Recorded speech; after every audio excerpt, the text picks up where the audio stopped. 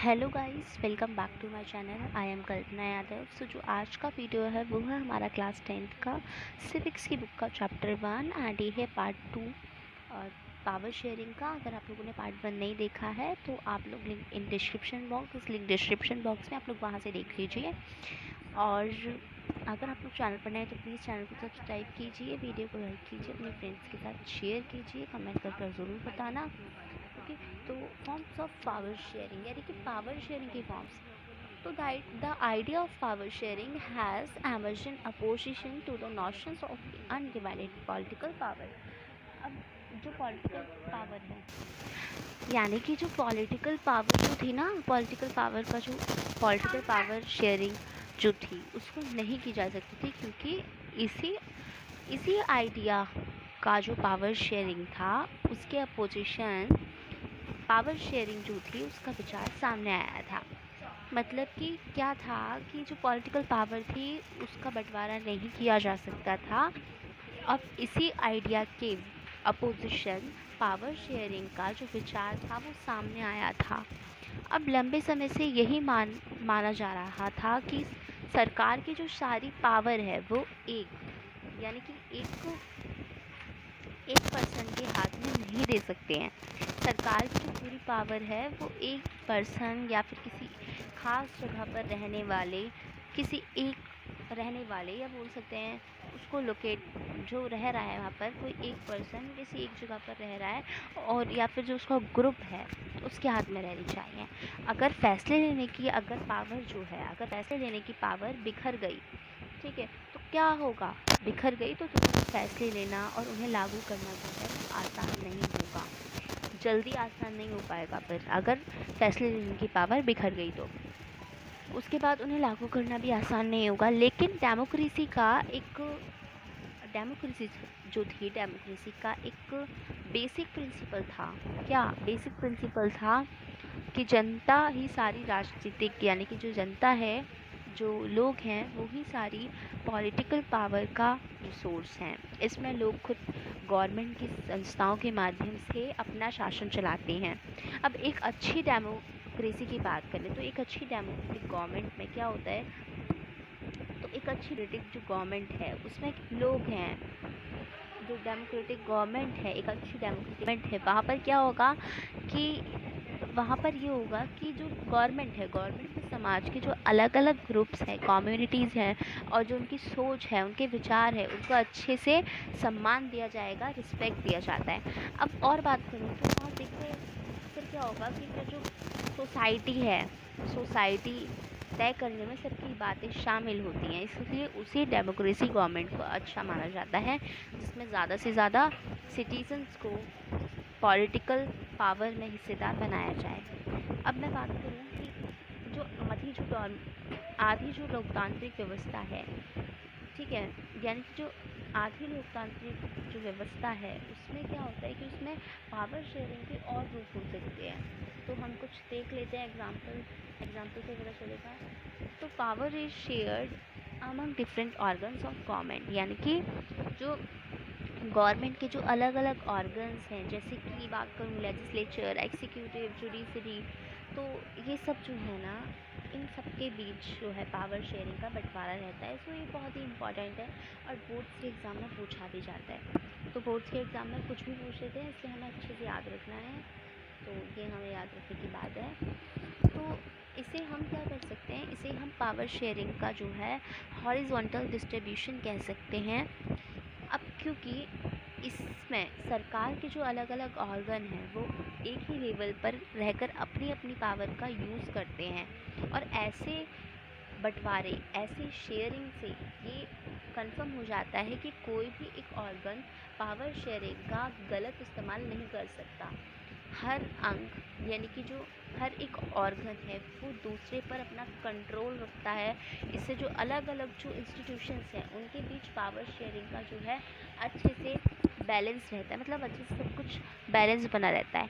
अब मैं बात करूँ तो डेमोक्रेसी जो है, ठीक है, अब जो डेमोक्रेसी है इससे क्या होता है ना कि डेमोक्रेसी इंस्टीट्यूशन के बारे में हमने 9th क्लास में भी पढ़ते हुए हमने देखा था कि जो हमारे देश जो है ना उसमें जो कार्यपालिका है, जो कार्यपालिका है वो क्या करती है कि जो कार्यपालिका है, जो पार्लियामेंट है और स्टेट्स हैं, ठीक है, पार्लियामेंट और जो स्टेट्स हैं, कार्यपालिका क्या करती है, कार्यपालिका पावर का यूज़ करती है ज़रूर, पर यह जो है ये पार्लियामेंट की आधे काम करती है। मैं बात करूँ न्यायपालिका की, ठीक है, तो न्यायपालिका जो है वो क्या करती है, न्यायपालिका नियुक्ति कार्यपालिका करती है, यानी कि न्यायपालिका जो है वो क्या करेगी, न्यायपालिका होती है आपकी एग्जीक्यूटिव। तो न्यायपालिका क्या करती है, न्यायपालिका हमारी करती है, वो क्या करती, वो हो जाएगी, वो कार्यपालिका को देखती है, ठीक है। पर जो न्यायपालिका ही जब कार्यपालिका यानी कि जो लेजिस्लेचर है और वो एग्जीक्यूटिव पर, और जो मैं बात करूँ लेजिस्लेचर और एग्जीक्यूटिव जो है, उसके बाद जुडिशरी जो है, जुडिशरी जो है, जुडिशरी द्वारा बनाए जो कानून होते हैं, जो कार्यपालिका है वो क्या करती है, यानी कि जो एग्जीक्यूटिव है वो पता क्या करती है, वो जो जुडिशरी है, जुडिशरी के बनाए गए जो कानून हैं उन पर क्या करती है, जो उन्होंने कानून बनाए हैं, लॉज बनाई हैं, उन पर वो उनका जो फंक्शन है उसको चेक करती है, वो करती है। अब इस सिस्टम को, इस अरेंजमेंट को हम बोलते हैं सिस्टम ऑफ चेक्स या फिर बैलेंस, ठीक है। तो ये हो गया आपका सेकेंड पॉइंट है power can be shared among government at different levels, general government for the entire country and governments at the provincial और रीजनल लेवल, यानी कि सरकार के बीच, यानी कि गवर्नमेंट के बीच भी अलग अलग लेवल पर पावर शेयरिंग हो सकती है। जैसे कि पूरे देश के लिए एक क्या होती है, पूरे देश के लिए ना एक जनरल गवर्नमेंट होती है हो, और फिर ना, और फिर हम बात करें, और फिर इंटायर कंट्री है, मतलब जनरल गवर्नमेंट हो, और फिर जो है स्टेट हो, एरिया लेवल पर, या अलग अलग सरकार रहे, पूरे देश के लिए बनने वाली ऐसी जो जनरल गवर्नमेंट को अक्सर हम फेडरल या सेंट्रल गवर्नमेंट कहते हैं। अब स्टेट या फिर एरिया लेवल की सरकारों को हर जगह अलग अलग नामों से पुकारा जाता है। भारत में हम इन्हें राज्य सरकार कहते हैं, स्टेट गवर्नमेंट कहते हैं, ठीक है। भारत में हम इसे क्या कहते हैं, स्टेट गवर्नमेंट कहते हैं। फिर बताया गया है यहाँ पर कि हर देश में बंटवारा ऐसा ही नहीं, कई देशों में जो स्टेट है या फिर एरिया में गवर्नमेंट नहीं है, लेकिन हमारी तरह जिन देशों में ऐसी व्यवस्था है, वहाँ के जो कॉन्स्टिट्यूशन है उसमें इस बात का क्लियर लिखा गया है कि जो सेंटर है और जो स्टेट है, उनके स्टेट सेंटर और स्टेट गवर्नमेंट के बीच पावर शेयरिंग का बंटवारा किस तरह होगा। अब बेल्जियम में तो ये काम हुआ था, पिछले चैप्टर में हमने बेल्जियम के बारे में भी पढ़ा था, सॉरी मतलब इसी चैप्टर में हमने पढ़ा था। तो बेल्जियम में क्या हुआ, यही काम हुआ कि श्रीलंका में नहीं हुआ, मतलब बेल्जियम में जो काम हुआ था वो श्रीलंका में नहीं हुआ। स्टेट गवर्नमेंट से नीचे के लेवल की जो सरकारें थी उनके लिए भी ऐसी ही व्यवस्था हो सकती है। अब मैं बात करूँ नगर पालिका, पंचायत, ऐसी ही जो है यूनिट हैं, कुछ हायर है और कुछ मीडियम है, ठीक है। तो क्या है इसमें कि कुछ जो है हायर है और कुछ लोअर है। तो अब ये जो बात है, ये हायर और लोअर लेवल की जो गवर्नमेंट है उनके बीच में पावर शेयरिंग के ऐसे ही बंटवारे को हम लोग वर्टिकल डिवीज़न कहते हैं। हम अगले चैप्टर में और इससे अच्छे से एक्सप्लेन करके पढ़ेंगे, चैप्टर 2 में। अब थर्ड पॉइंट है कि जो पावर शेयरिंग है वो अलग अलग जो सोशल ग्रुप्स हैं, ठीक है, जैसे कि religious, linguistic groups, community government जो बेल्जियम में थी, ठीक है।